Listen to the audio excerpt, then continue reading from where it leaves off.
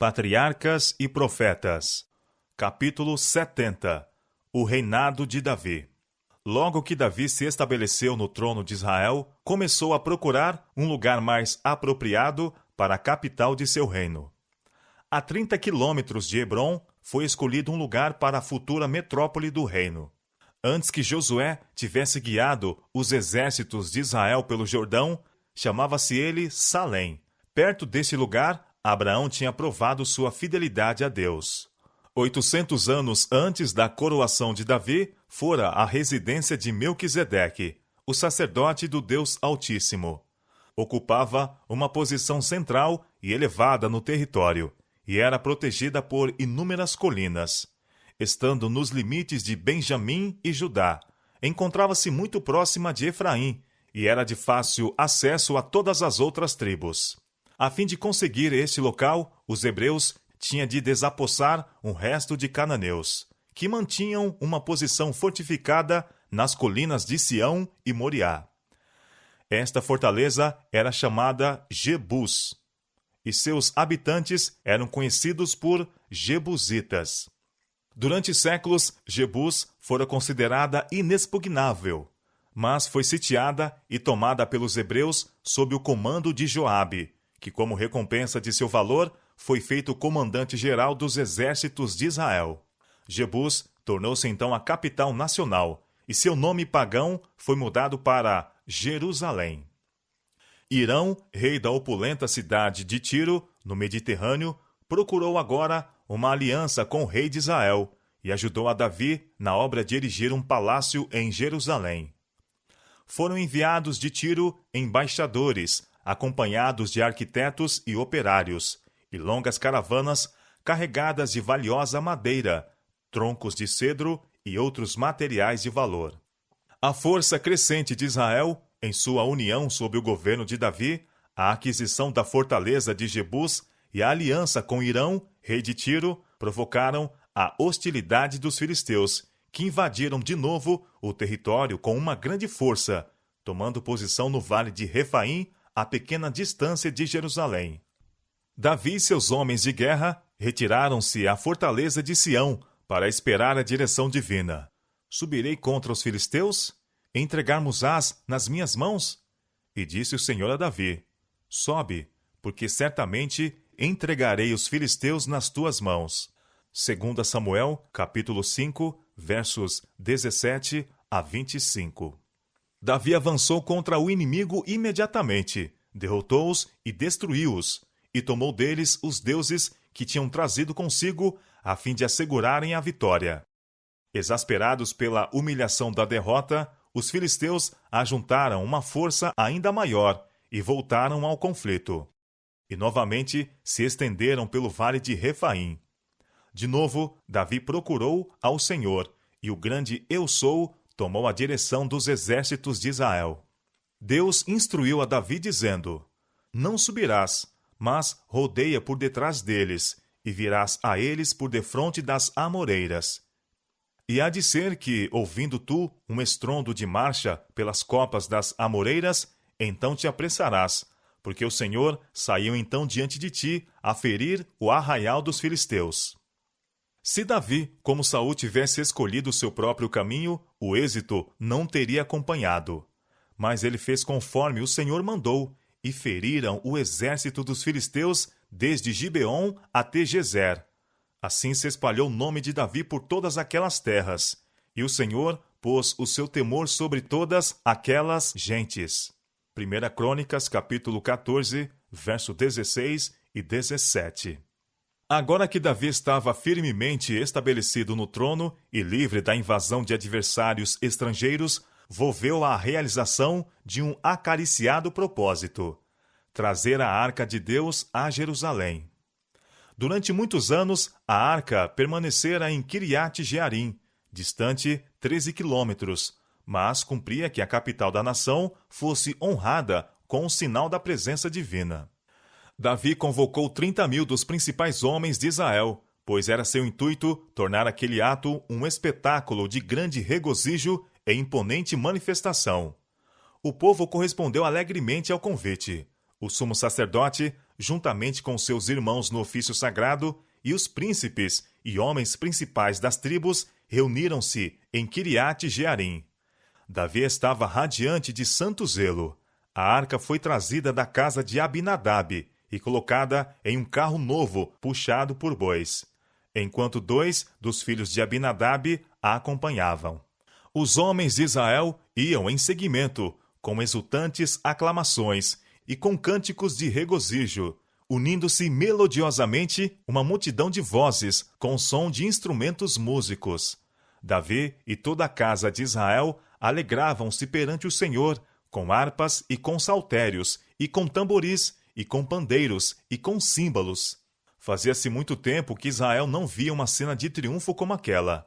Com alegria solene, o vasto cortejo serpeava por entre as colinas e vales em direção à santa cidade. Mas, chegando a ira de Nacon, estendeu Uzá a mão à arca de Deus e teve a mão nela, porque os bois a deixavam pender.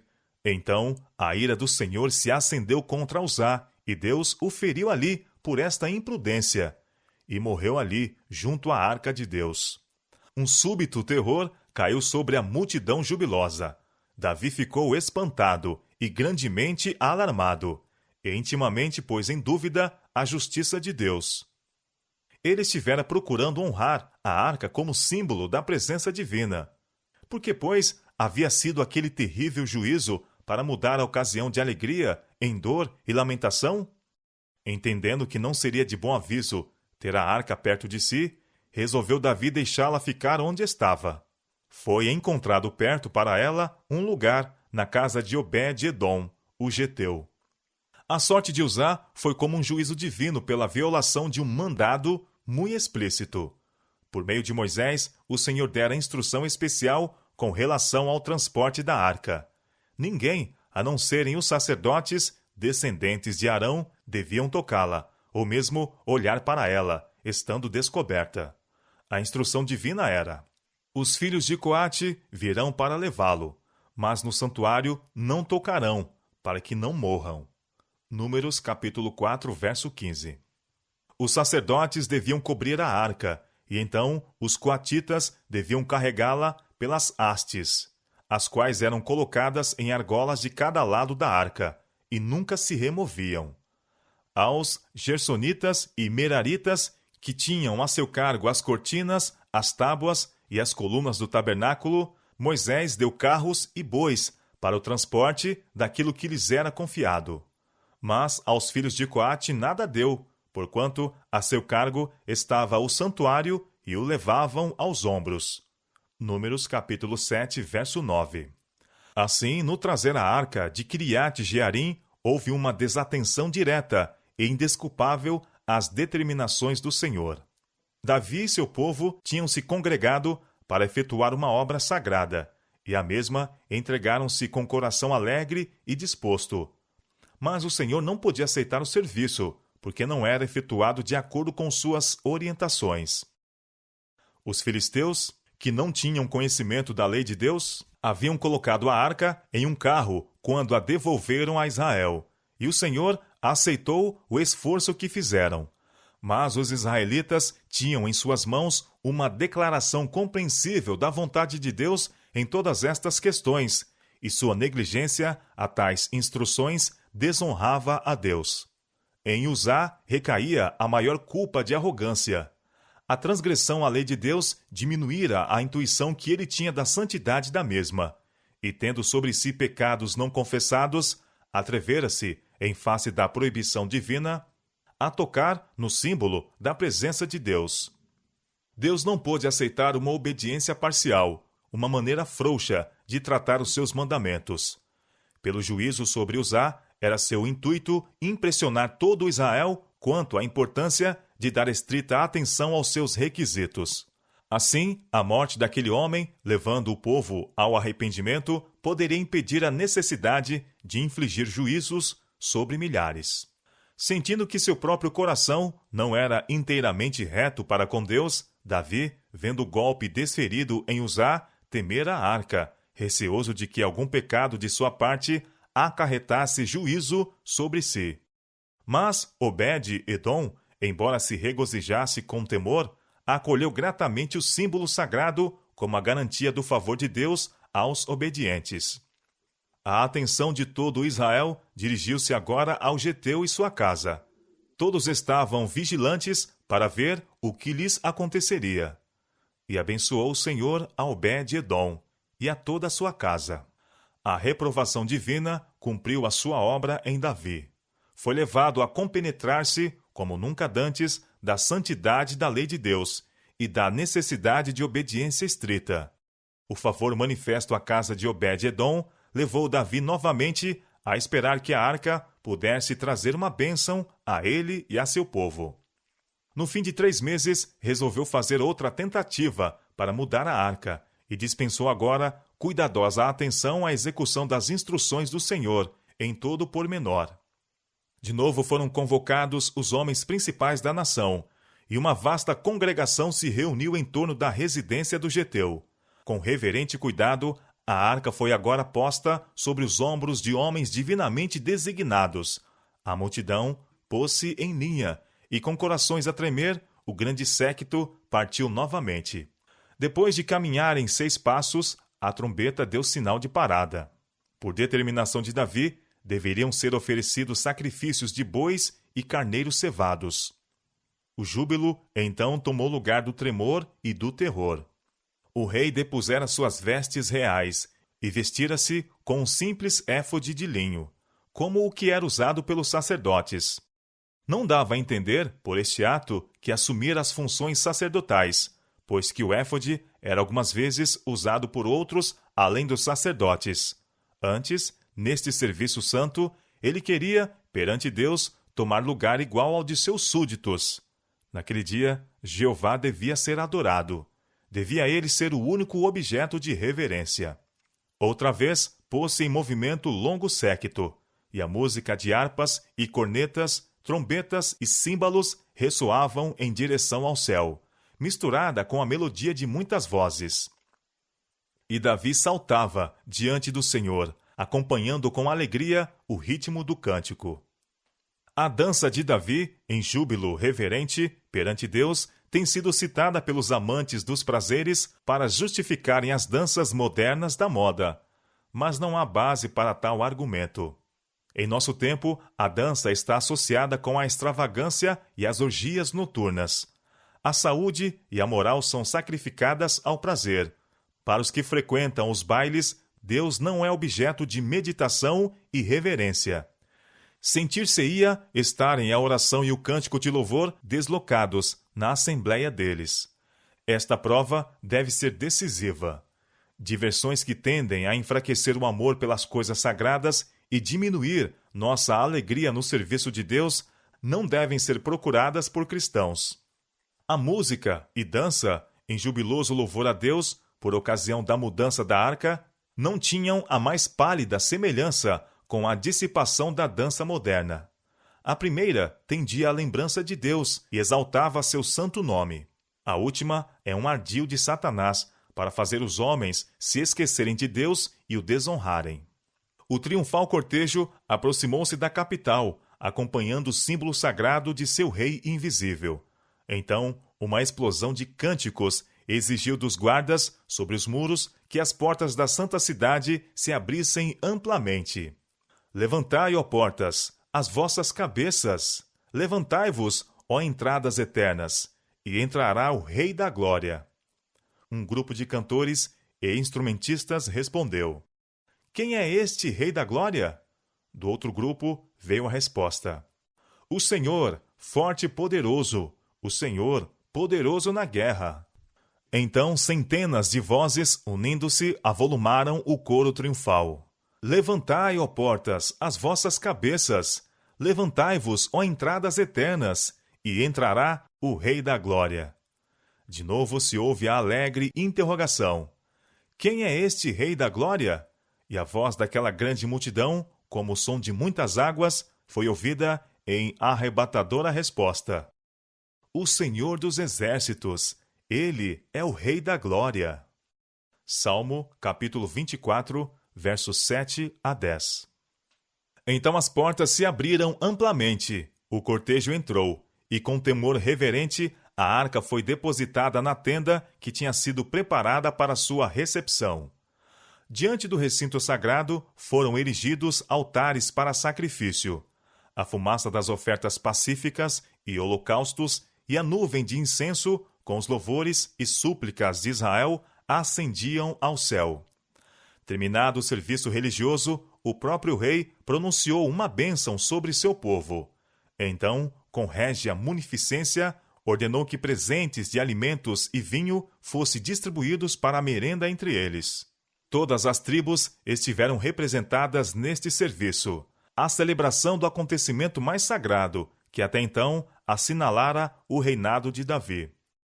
O espírito de inspiração repousara sobre o rei, e agora, banhando os últimos raios do sol poente o tabernáculo, com uma consagrada luz, seu coração se ergueu em gratidão a Deus por estar agora o símbolo de sua presença tão perto do trono de Israel. Assim, meditando, volveu Davi ao seu palácio, para abençoar a sua casa. Mas havia alguém que testemunhara a cena de regozijo, com um espírito grandemente diverso do que movia o coração de Davi. Entrando a arca do Senhor na casa de Davi, Mical, a filha de Saul, estava olhando pela janela, e vendo ao rei Davi, que ia bailando e saltando diante do Senhor, o desprezou no seu coração. Na amargura de sua paixão, ela não pôde esperar a volta de Davi ao palácio, mas saiu ao seu encontro, e a sua amável saudação derramou uma torrente de palavras amargas. Penetrante e incisiva foi a ironia de seu discurso. Quão honrado foi o rei de Israel, descobrindo-se hoje aos olhos das servas de seus servos, como sem pejo se descobre qualquer dos vadios. Davi compreendeu que fora o serviço de Deus que Mical havia desprezado e honrado, e respondeu severamente: perante o Senhor, que me escolheu a mim antes do que a teu pai e a toda a sua casa, mandando-me que fosse chefe sobre o povo do Senhor, sobre Israel, perante o Senhor me tenham alegrado. E ainda mais do que isto, me envilecerei e me humilharei aos meus olhos, e das servas de quem falaste, delas serei honrado. A reprovação de Davi foi acrescentada do Senhor. Por causa de seu orgulho e arrogância, Mical não teve filhos, até ao dia da sua morte.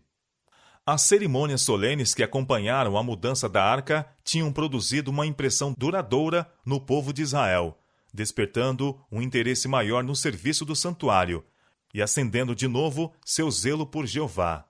Davi se esforçara por todos os meios ao seu alcance para aprofundar estas impressões.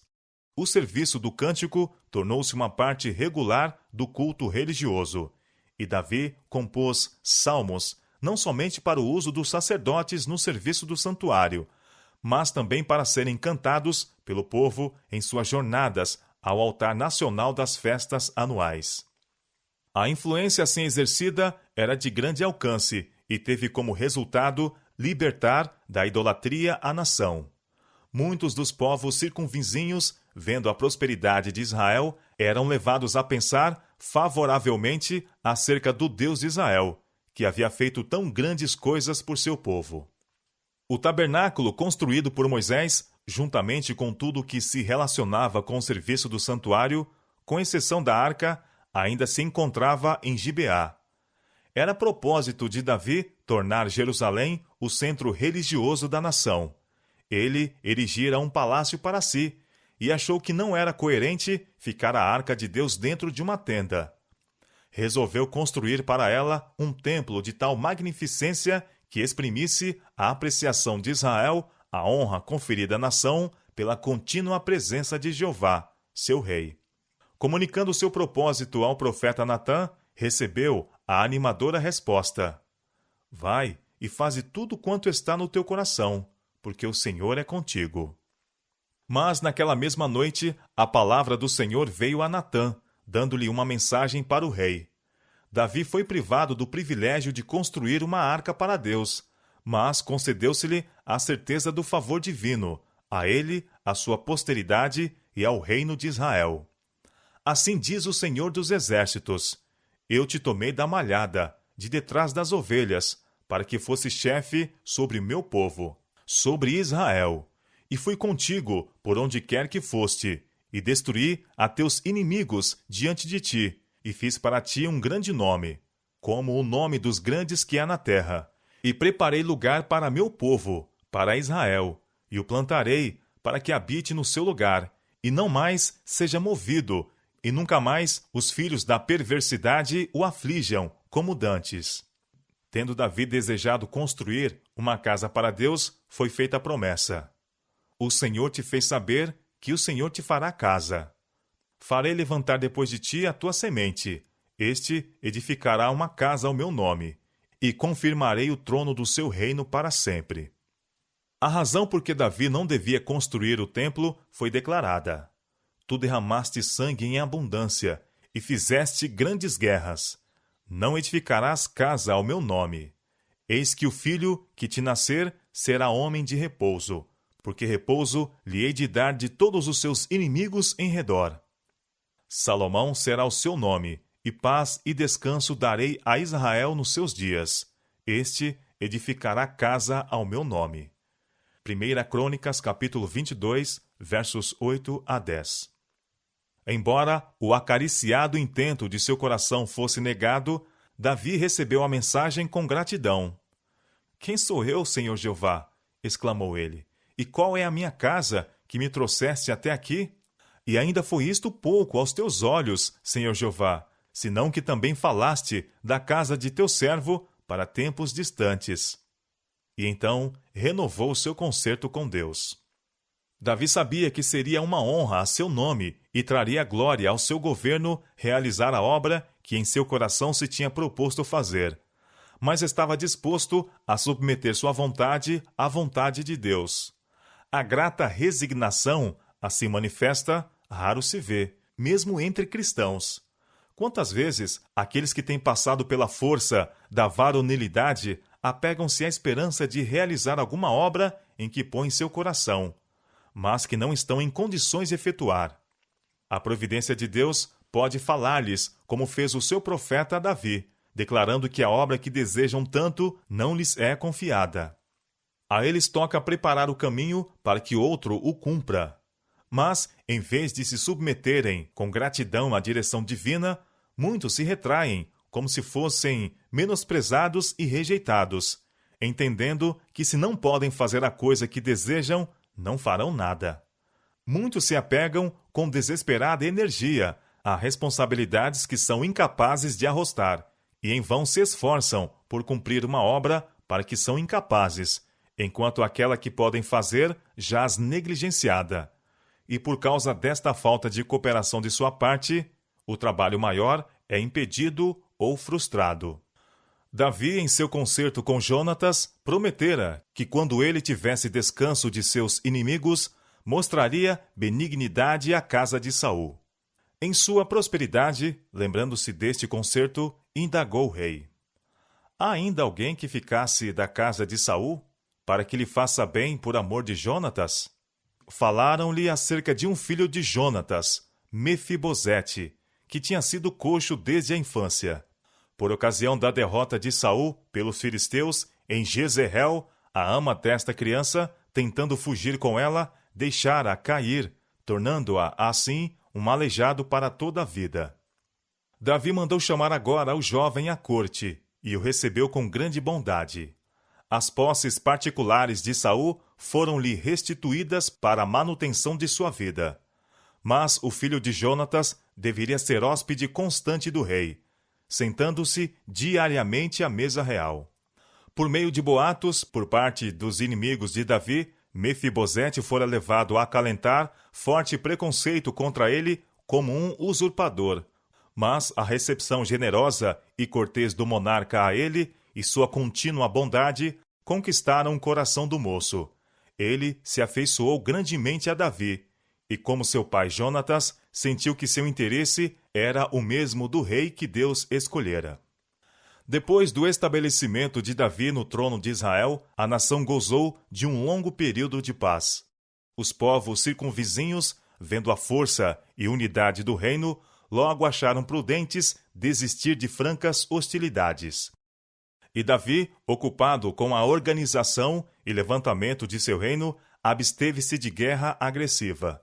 Entretanto, fez afinal guerra aos velhos inimigos de Israel, aos filisteus e aos moabitas, e conseguiu vencer a uns e outros, e torná-los tributários. Formou-se então contra o reino de Davi uma vasta coligação das nações circunjacentes, da qual resultaram as maiores guerras e vitórias de seu reinado, e o maior acréscimo ao seu poderio. Esta aliança hostil, que realmente nasceu da inveja do poder crescente de Davi, não foi absolutamente provocada por ele. As circunstâncias que determinaram sua formação foram estas. Foram recebidas em Jerusalém notícias anunciando a morte de Naás, rei dos Amonitas, monarca este que mostrara bondade para com Davi, quando este fugia da ira de Saul. Agora, desejando exprimir sua grata apreciação pelo favor que lhe fora mostrado em sua situação angustiosa, Davi enviou embaixadores com uma mensagem de simpatia a Anum, filho e sucessor do rei Amonita. Usarei de beneficência com Anum, filho de Naás, como seu pai usou de beneficência comigo, disse Davi. Mas seu ato de cortesia foi mal interpretado. Os amonitas odiavam o Deus verdadeiro e eram atrozes inimigos de Israel. A bondade aparente de Naás a Davi fora motivada inteiramente pela hostilidade para com Saul como rei de Israel. A mensagem de Davi foi mal interpretada pelos conselheiros de Anum. Disseram a seu senhor Anum: porventura honra Davi a teu pai aos teus olhos, porque te enviou consoladores? Porventura não te enviou Davi, os seus servos, para reconhecerem esta cidade e para espiá-la e para transtorná-la? Foi por sugestão a seus conselheiros que Naás, meio século antes, fora levado a formular a cruel condição exigida do povo de Jabes Gileade, quando, sitiado pelos amonitas, solicitara um concerto de paz. Naás reclamara o privilégio de arrancar de todos o olho direito. Os amonitas ainda se lembravam vividamente de como o rei de Israel transtornara seu cruel desígnio e livrara o povo que eles teriam humilhado e mutilado. O mesmo ódio a Israel ainda os movia. Não podiam conceber o espírito generoso que havia inspirado a mensagem de Davi. Quando Satanás domina a mente dos homens, ele excita a inveja e a suspeita que levarão a mal mesmo as melhores intenções. Dando ouvido a seus conselheiros, Anum considerou os mensageiros de Davi como espias e os cumulou de escárnio e insulto. Aos amonitas foram permitidos executar os seus maus propósitos de coração, sem serem restringidos nisto, a fim de que pudesse revelar-se a Davi o seu verdadeiro caráter. Não era da vontade de Deus que Israel entrasse em aliança com esse traidor povo gentil. Nos antigos tempos, como hoje, as funções de embaixador eram consideradas sagradas. Pela lei universal das nações, asseguravam proteção contra violência ou insulto pessoal. Achando-se o embaixador como representante de seu soberano, qualquer ato indigno que se lhe fizesse exigia imediata desforra. Os amonitas, sabendo que um insulto dirigido a Israel certamente seria vingado, fizeram preparativos para a guerra. Vendo, pois, os filhos de Amon que se tinham feito odiosos para com Davi, então enviou Anum e os filhos de Amon 1.000 talentos de prata para alugarem para si carros e cavaleiros de Mesopotâmia, e da Síria, e de Maca, e de Zobá, e alugaram para si 32.000 carros. Também os filhos de Amon se ajuntaram das suas cidades e vieram para a guerra. 1 Crônicas, capítulo 19, versos 6 e 7. Era, na verdade, uma aliança formidável. Os habitantes da região, que ficava entre o rio Eufrates e o mar Mediterrâneo, tinham se aliado com os amonitas. O norte e o oriente de Canaã estavam cercados de adversários armados, agrupados a fim de esmagarem o reino de Israel. Os hebreus não esperavam a invasão de seu território. Suas forças, sob o comando de Joabe, atravessaram o Jordão e avançaram para a capital amonita. Conduzindo o capitão hebreu o seu exército para o campo, procurava animá-los para o conflito, dizendo: Esforça-te e esforcemo-nos pelo nosso povo e pelas cidades do nosso Deus, e faça ao Senhor o que parecer bem aos seus olhos. 1 Crônicas, capítulo 19, verso 13. As forças unidas dos aliados foram vencidas no primeiro encontro, mas ainda não estavam dispostas a abandonar a competição, e no ano seguinte renovaram a guerra. O rei da Síria juntou suas forças, ameaçando Israel com um imenso exército. Davi, compreendendo o quão dependia do resultado desta luta, assumiu o comando em pessoa, e pela bênção de Deus infligiu aos aliados uma derrota tão desastrosa que os sírios, desde o Líbano até o Eufrates, não somente abandonaram a guerra, mas tornaram-se tributários de Israel. Contra os amonitas, Davi levou a guerra com vigor, até que caíram suas fortalezas e toda a região ficou sob o domínio de Israel. Os perigos que tinham ameaçado a nação de destruição completa mostraram-se, mediante a providência de Deus, ser os próprios meios pelos quais ela se ergueu a uma grandeza sem precedentes. Comemorando seus livramentos notáveis, canta Davi: O Senhor vive, e bendito seja o meu rochedo, e exaltado seja o Deus da minha salvação. É Deus que me vinga inteiramente e sujeita os povos debaixo de mim, o que me livra de meus inimigos. Sim, tu me exaltas sobre os que se levantam contra mim. Tu me livras do homem violento. Pelo que, ó Senhor, te louvarei entre as nações, e cantarei louvores ao teu nome. É ele que engrandece as vitórias do seu rei, e usa de benignidade com o seu ungido, com Davi e com a sua posteridade para sempre. Salmo capítulo 18, versos 46 a 50. E em todos os cânticos de Davi, incutia-se no seu povo o pensamento de que Jeová era a sua força e seu libertador. Não há rei que se salve com a grandeza de um exército, nem o homem valente se livra pela muita força. O cavalo é vão para a segurança. Não livra ninguém com a sua grande força. Tu és o meu rei, ó Deus. Ordena salvações para Jacó. Por ti venceremos os nossos inimigos.